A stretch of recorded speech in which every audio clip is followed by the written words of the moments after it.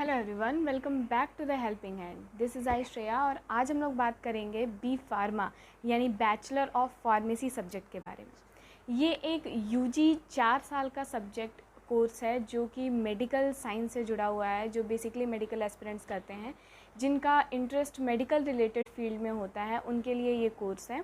और 4 साल के इस कोर्स में यूनिवर्सिटीज़ के हिसाब से अलग अलग या तो 6 सेमेस्टर या तो 8 सेमेस्टर्स डिवाइडेड होते हैं, जिसके हिसाब से वो अपने कोर्स को कंप्लीट कराते हैं। डिपेंड करता है यूनिवर्सिटी के ऊपर।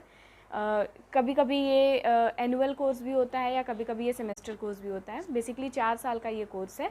जो जनरली आप यूजी कोर्स करते हैं वो सब 3 साल के होते हैं, बीएससी एजी को छोड़ के। और सेम एज बीएससी एजी ये जो बीए फार्मा है वो भी आपका 4 साल का एक यूजी कोर्स है।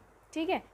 बी फार्मा एस्पिरेंट्स जो होते हैं, जो बच्चे बी फार्मा करते हैं, उन बच्चों को या फिर बेसिकली अगर हम बात करें तो जो फार्मा कोर्स किए होते हैं जो लोग, वो लोग बेसिकली इन चीज़ों से जुड़े होते हैं जो मेडिसिन्स बनाते हैं या फिर जनरली मेडिसिन्स के ऊपर रिसर्च करते हैं। किसी भी मेडिसिन का साइड इफ़ेक्ट या फिर वो मेडिसिन कितनी ज़्यादा यूज़फुल होगी नहीं होगी, ये सब चीज़ों को अगर कोई फील्ड इन सब चीज़ों के बारे में बताती है तो वो बी फार्मा है। ठीक है। बी फार्मा जो होती है ये आपको मेडिसिन बनाने से लेके, मेडिसिन के रिसर्च करने से लेके, मेडिसिन को मार्केट में सप्लाई करने तक का काम कराती है।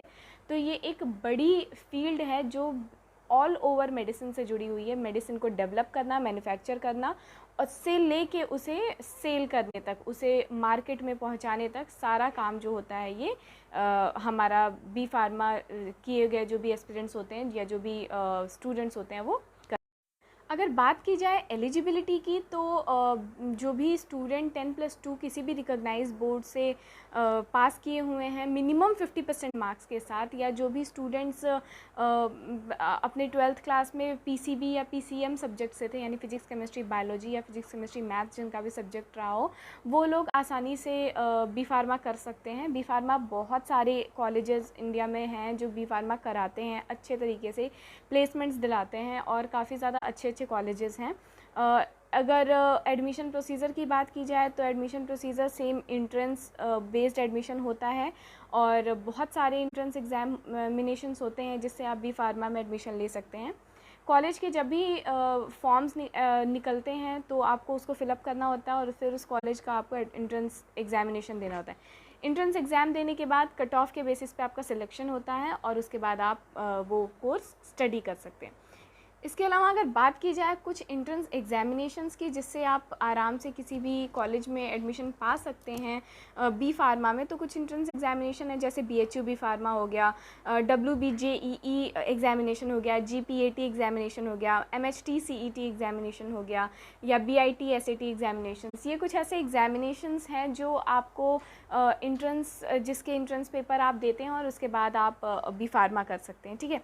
अगर सब्जेक्ट्स की बात करें कि आपको कौन कौन से, जब आपने एंट्रेंस एग्जामिनेशन दे दिया और आपका एडमिशन हो गया, तो कौन कौन से सब्जेक्ट्स आपको बेसिकली पढ़ने होते हैं बी फार्मा में, तो आपको बायोकेमिस्ट्री पढ़ना है, ह्यूमन एनाटॉमी पढ़ना है, फिजियोलॉजी पढ़ना है, फार्मास्यूटिकल बायोटेक्नोलॉजी पढ़ना है, फार्मास्यूटिकल मैथ्स पढ़ना है, बायोस्टैटिस्टिक्स पढ़ना है। ठीक है। तो ये कुछ बेसिक सब्जेक्ट्स हैं जो आपको बी फार्मा जब तक आप कर रहे हैं इस कोर्स में आपको पढ़ने होते हैं। ठीक।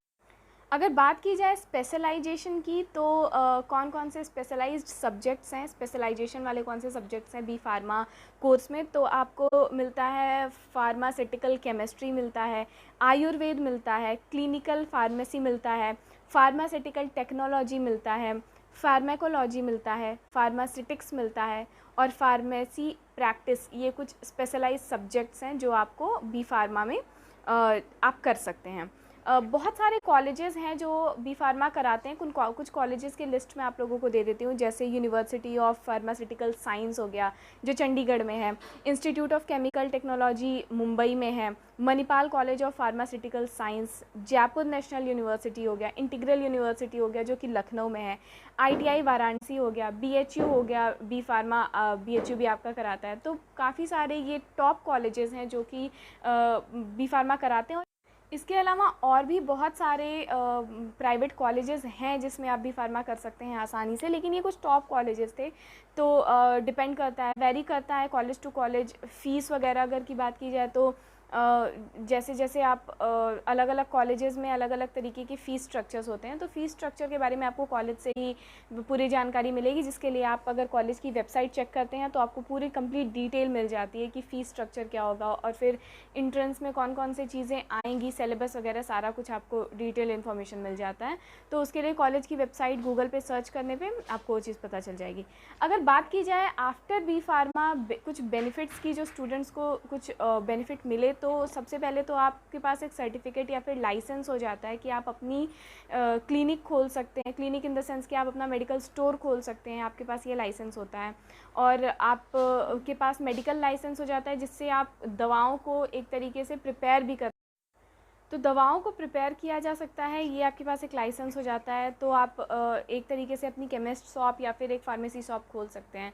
तो बी फार्मा के बाद आप एक तरीके से अपनी जॉब कुछ बेसिक पे स्टार्ट कर सकते हैं। अगर आप चाहें तो आगे पर स्टडी भी कंटिन्यू की जा सकती है, उसमें भी बहुत सारे स्कोप्स हैं जो मैं भी आपको बताती हूँ कि आप क्या क्या आगे पढ़ सकते हैं।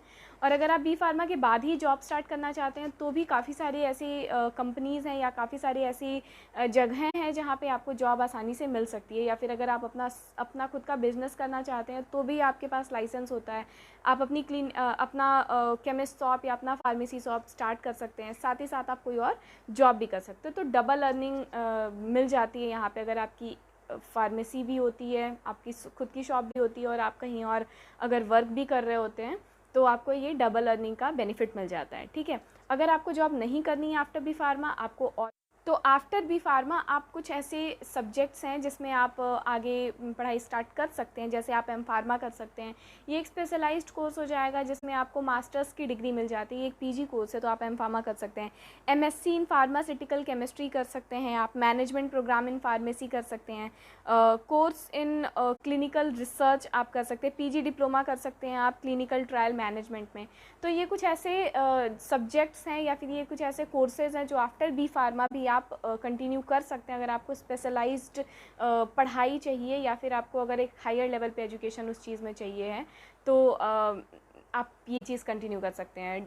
बिल्कुल वेरी करता है, अगर आप बी फार्मा के बाद जॉब स्टार्ट कर रहे हैं तो आपकी सैलरी में या आपकी इनकम में, और अगर आप इसके बाद और स्टडी कंटिन्यू करते हैं तो आपकी सैलरी में बिल्कुल फ़र्क आता है। तो डिपेंड करता है आपके ऊपर कि आप किस तरीके से अपने आप को आगे ले जाना चाहते हैं। आप अगर कुछ स्किल सेट्स की बात करें कि जो स्टूडेंट बी फार्मा करने जा रहा है उसके पास कौन कौन से स्किल सेट्स होने चाहिए, तो सबसे पहले तो मैं आपको बता दूं कि डिटर्मिनेंसी सबके पास होनी ही चाहिए। चाहे आप कोई भी सब्जेक्ट पढ़ाई कर रहे हैं, कोई भी कोर्स में पढ़ रहे हैं, आपके पास कंसिस्टेंसी होनी चाहिए। आप उस चीज़ को कंटिन्यू हमेशा जब तक आपका वो कोर्स कंप्लीट नहीं हो जाता तब तक आप उस चीज़ को कंटिन्यू करें। इतनी आपके अंदर पेशेंस होना चाहिए, हिम्मत होना चाहिए, आप अपने आप से मजबूत होने चाहिए कि आप वो चीज़ कर रहे हो। इसके अलावा जो भी स्टूडेंट बी फार्मा कर रहा है वो स्टूडेंट के पास अच्छी नॉलेज होनी चाहिए अबाउट मेडिसिन्स, उसके पास लर्निंग कैपेसिटी ज़्यादा होनी चाहिए, क्योंकि हम बहुत सारी दवाइयों के नाम पढ़ते हैं तो हमें काफ़ी ज़्यादा लर्न करना होता है। ठीक है, उसके पास नॉलेज होना चाहिए, पहले से ही कुछ एबिलिटी होना चाहिए कि वो चीज़ों को समझ सके, अंडरस्टैंड कर सके, क्योंकि दवाएँ हैं हम लोगों के लाइफ के लिए उस चीज़ को क्रिएट कर रहे हैं, तो हमारे पास उस चीज़ की अच्छी खासी नॉलेज होनी चाहिए। शार्प माइंड होना चाहिए, वी शुड बी डिसिप्लिन्ड, और साथ ही साथ हमारे पास इनोवेटिव माइंड होना चाहिए। इनोवेटिव माइंड इसलिए क्योंकि हम नई चीज़ें क्रिएट कर रहे होते हैं, तो हमारे पास एक क्रिएटिव और इनोवेटिव माइंड होना चाहिए कि वो हमें अलग अलग डायरेक्शंस में लेके जा सके कि अगर ये दवा इस केमिकल से नहीं सही बनी तो हो सकता है दूसरे केमिकल से सही बन जाए। तो हमारे पास एक इनोवेटिव माइंड होना चाहिए और अच्छी खासी जानकारी और इंटरेस्ट होना चाहिए, सबसे पहली बात मेडिसिन फील्ड में और मेडिसिन लाइन में, ताकि हम उस चीज़ को इंटरेस्ट लेके आगे कैरी फॉरवर्ड कर सकते हैं।